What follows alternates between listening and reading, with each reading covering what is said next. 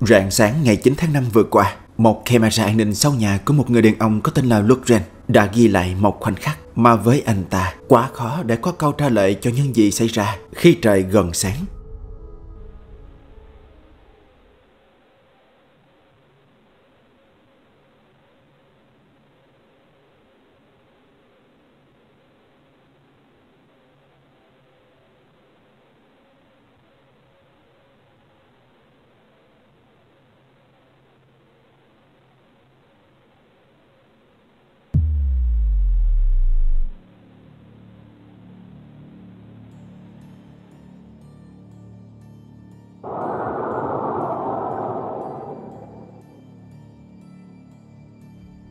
Lutren cho biết cánh cổng sau nhà ngày thường đã khó mở, phải dùng một lực đủ mạnh mới có thể di chuyển được nó, vì theo năm tháng nó đã bị rỉ sét. Sẽ rất khó để giải thích gió là nguyên nhân khiến cánh cửa di chuyển như trong cảnh quay.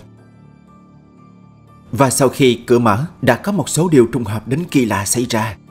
Đầu tiên là con mèo này, dường như nó đã bị thu hút bởi một thứ gì đó, cho đến khi nó tiến lại gần cửa, con mèo đã bỏ chạy mà không rõ nguyên nhân ngay khi cánh cổng tự mở ra.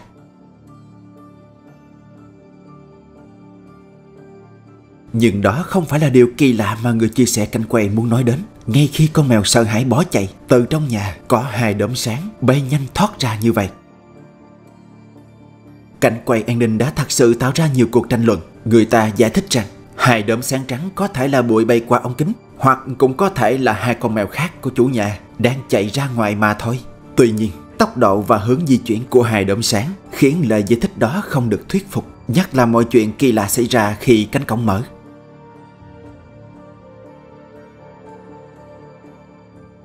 Mọi sự việc xảy ra trong cảnh quay không ai dám khẳng định, nhưng không ít người đoán rằng việc cánh cổng tự mở và sự di chuyển của hai đốm sáng không thể xác định này đều có liên quan đến nhau, vì họ không nghĩ mọi chuyện chỉ là sự ngẫu nhiên. Nói chung thì cảnh quay đến bây giờ vẫn chưa có lời giải thích chính thức nào. Nó vẫn để lại nhiều tranh cãi xoay quanh cảnh tượng trùng hợp đến mức khó giải thích này. Vậy theo bạn, điều gì thật sự đã xảy ra vào rạng sáng hôm đó? Tất cả chỉ là sự trùng hợp tự nhiên, hay có điều gì đó vượt ngoài logic thông thường? Vì như mọi khi, câu trả lời cuối cùng vẫn là do chính bạn quyết định.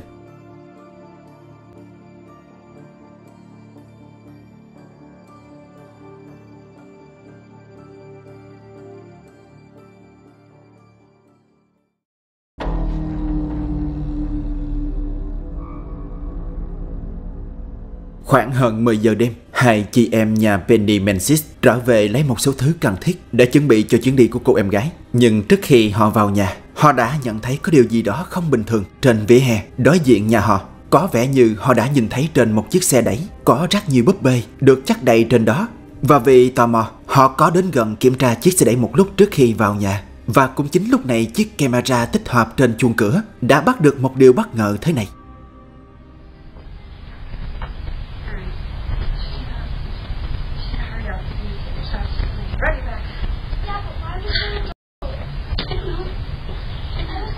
We just need to go in and get your son.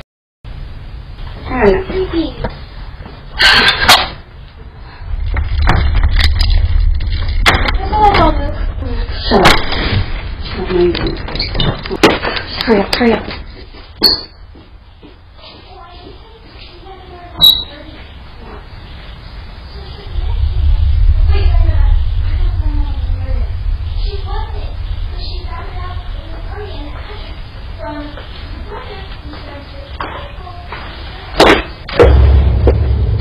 I don't go to your house and mess with your shit, so don't mess with mine.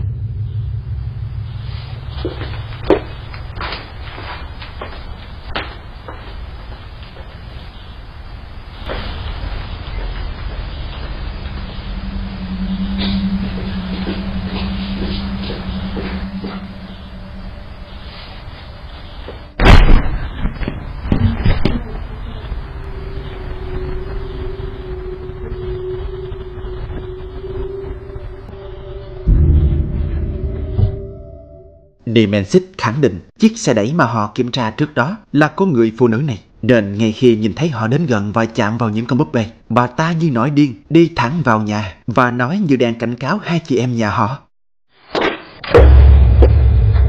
I don't come to your house and mess with your shit, so don't mess with mine. Tuy nhiên, điều khiến Nemesis bất an không chỉ là thái độ khó hiểu của người phụ nữ kia, mà còn là những hiện tượng lạ đã xảy ra ngay sau đó bên trong ngôi nhà của họ.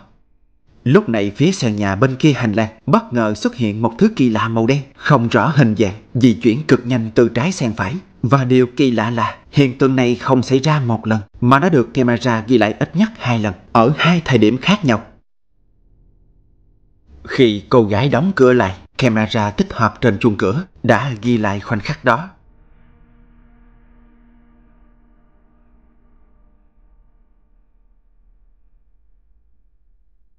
Ban đầu Nemesis chỉ nghĩ đơn giản đó có thể là một con mèo đen, vì cô thường để thức ăn bên ngoài cho mèo hoang. Nhưng nếu là mèo thì tại sao nó lại xuất hiện ở bên trong ngôi nhà? Và vì sao chuyển động của nó lại quá nhanh, không giống với phản ứng tự nhiên của động vật thông thường? Đến hiện tại đoạn video vẫn chưa được công bố rộng rãi, nó chỉ được Nemesis chia sẻ trong một vài nhóm quen thuộc, nên những gì xảy ra trong video vẫn còn là một dấu hỏi lớn. Nhưng với tư duy và lập luận của bạn, bạn có nghĩ tất cả là sự trùng hợp, từ chiếc xe đẩy đầy búp bê, phản ứng kỳ lạ của người phụ nữ, đến thứ kỳ lạ có màu đen bí ẩn xuất hiện trong và trước nhà này? Hay bạn nghi ngờ rằng tất cả những yếu tố đó đều có mối liên hệ nào đó không? Hãy để lại góc nhìn của bạn bên dưới nha, vì câu trả lời cuối cùng vẫn là do chính bạn quyết định.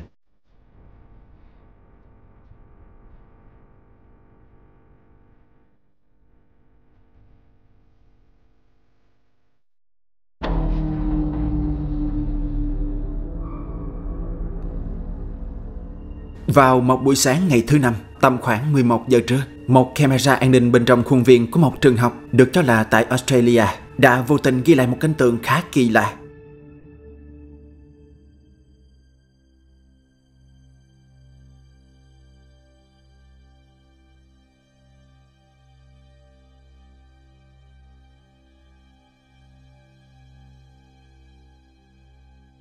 Khi ấy, ống kính ghi lại được một vệt sáng trắng đục đang di chuyển dọc theo cầu thang. Điều đáng chú ý là sự chuyển động này không giống với cách một người hay động vật di chuyển, mà giống như đang lướt nhẹ trên mặt đất, không hề có bước chân hay bất kỳ va chạm vật lý nào với bề mặt cầu thang.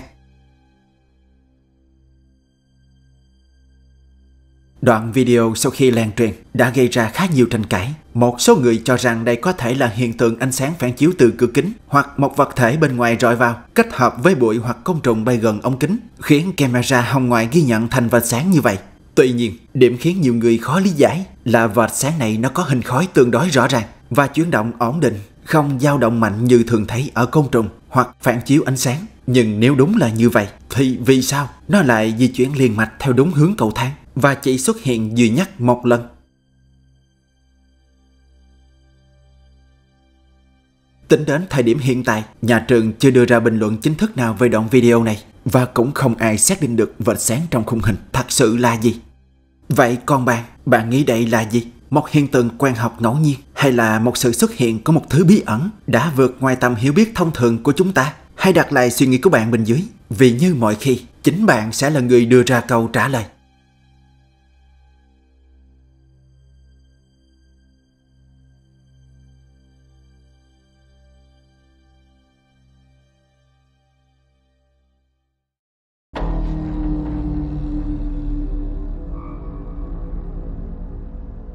Khi đang trên đường về nhà, sau khi tham dự một buổi hòa nhạc tại một quán bar ở Santa Cruz, Savi và bạn trai đến từ California đã vô cùng hoang mang khi họ vô tình chứng kiến một sự cố xảy ra giữa đường, và tất cả đã được camera hành trình ghi lại thế này.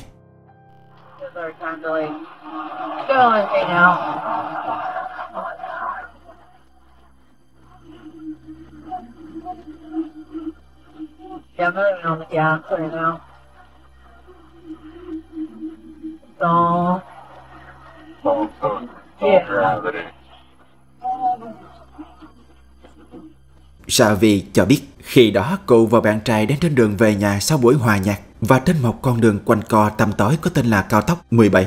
Nó còn có một tên gọi khác là Killer 17, vì trong nhiều năm trên tuyến đường thường xuyên xảy ra những vụ va chạm kỳ lạ. Nhưng điều Savi và bạn trai chứng kiến không phải là một vụ tai nạn, mà là một tình huống khiến cả hai vô cùng sốc. Xem tiếp nhé.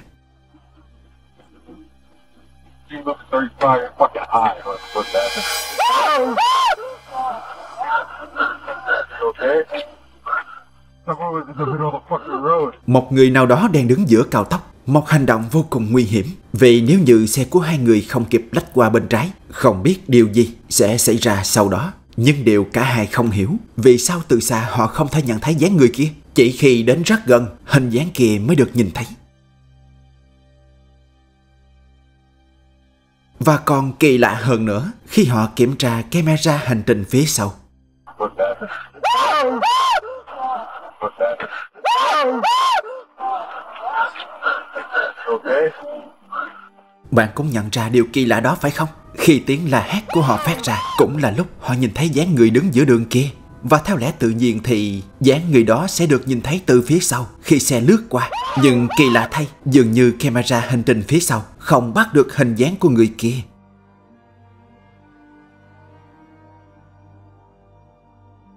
Ban đầu khi họ nhìn thấy dáng người đó, cả hai chỉ nghĩ một ai đó có thể đang băng qua đường mà thôi. Nhưng khi họ kiểm tra cảnh quay hành trình phía sau, Savi và bạn trai không thể giải thích chuyện gì đang xảy ra. Okay? Một số ý kiến từ cộng đồng sau khi xem lại đoạn video cho rằng đây có thể là hiệu ứng do ánh sáng phản chiếu, bóng đổ hoặc một hiện tượng quang học tạm thời, khiến vật thể phía xa bị ẩn khỏi tầm nhìn, nhất là khi camera ghi lại cảnh vật trong điều kiện ánh sáng yếu. Tuy nhiên, phần lớn người xem cho rằng nếu chỉ là hiện tượng ánh sáng hoặc lỗi hình ảnh, thì camera phía sau nó cũng phải ghi nhận được ít nhất là một bóng mờ hoặc vạch sáng tương ứng. Nhưng trong video, khung hình phía sau hoàn toàn trống trơn. Đến thời điểm hiện tại, Savi và bạn trai vẫn không thể lý giải được điều mà họ đã chứng kiến. Và đoạn video này vẫn tiếp tục là chủ đề gây tranh luận dữ dội trên các trang mạng xã hội. Vậy còn bạn thì sao? Bạn nghĩ điều gì thật sự đã xảy ra trong đêm hôm đó trên cao tốc 17? Một hiện tượng quang học ngẫu nhiên kết hợp với ánh sáng và góc nhìn, một lỗi kỹ thuật từ camera hành trình, hay đây là một hiện tượng vượt ngoài khuôn khổ logic thông thường? Bạn sẽ là người đưa ra đáp án cuối cùng.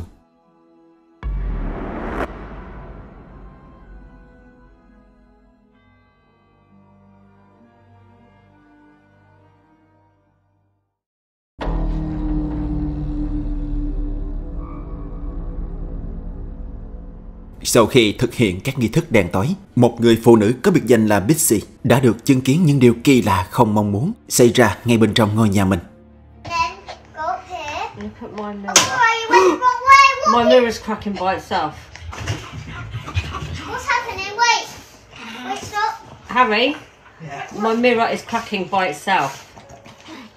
It's cracked twice so far. Why is it cracking by itself? Fucking idea. There's two bees. Yeah, it's fucking weird, Alright, Harry. let's just carry on with it. Right. Follow me, follow me, follow me. It's a bit. Stay there, don't go near it. This way. I know, Mum. I know. There's a naughty mirror. Wait. Okay. Why is the mirror cracking? I don't know. I know. There's a naughty sin. Một tấm gương trong phòng riêng đột nhiên tự nứt ra như vậy. Bitsy nói rằng nếu cô không làm những việc có liên quan đến những điều siêu nhiên thì sự kiện này không có gì đáng để lo ngại. Nó có thể giải thích vì nhiều nguyên nhân khiến chiếc gương có thể tự vỡ ra như thế. Ví dụ như chất lượng gương kém, nhiệt độ trong phòng giảm hoặc tăng đột ngột, cũng có thể do quá trình lắp gương đã bị cấm. Nhưng điều khiến Bitsy lo lắng là vì trước đó cô đã thực hiện vài nghi thức để cố mở ra cánh cổng giao thoa. Mặc dù khi đó không có kết quả gì, nhưng bây giờ điều kỳ lạ xảy ra với chiếc gương trong phòng cô. Cô cho biết thêm, mình là một nhà ngoại cảm, đồng thời cũng là một nhà điều tra siêu nhiên huyền bí, nên việc chứng kiến những sự kiện kỳ lạ là không hiếm, nhưng không phải trong nhà mình. Và ví dụ thực tế là đây.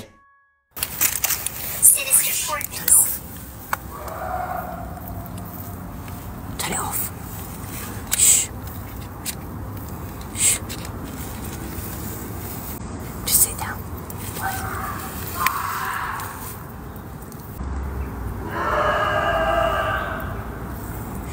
See, I don't mind hunting ghosts, but it's the humans that worry me. Same, man. Human beings freak me out. Lúc bấy giờ Bitsy cùng với một người bạn đang thử kết nối với thế giới bên kia thì bất ngờ những tiếng la hét bí ẩn không biết từ đâu vang vọng cả một khu như vậy. Và cũng giống như đa số người xem, Bitsy không chắc, cô chỉ đoán những tiếng la hét đó có thể là của một nhóm bạn trẻ đang đùa giỡn với nhau. Một số ý kiến khác cũng cho rằng vào ban đêm âm thanh thường lan xa và biến dạng hơn do không khí lạnh, nên tiếng hét từ nơi khác. Có điều trùng hợp là những tiếng la hét kia lại vang ra đúng lúc, đúng thời điểm cô bắt đầu nghi thức. Vậy điều gì đang thật sự xảy ra với tấm gương này? Và cùng với những tiếng la hét vang ra xung quanh họ khi cả hai bắt đầu thực hiện nghi thức, liệu tất cả có phải là điềm báo trước những gì đen tối sắp xảy ra với họ, hay chỉ là sự trùng hợp ngẫu nhiên kỳ lạ? Mọi câu trả lời sẽ do bạn quyết định.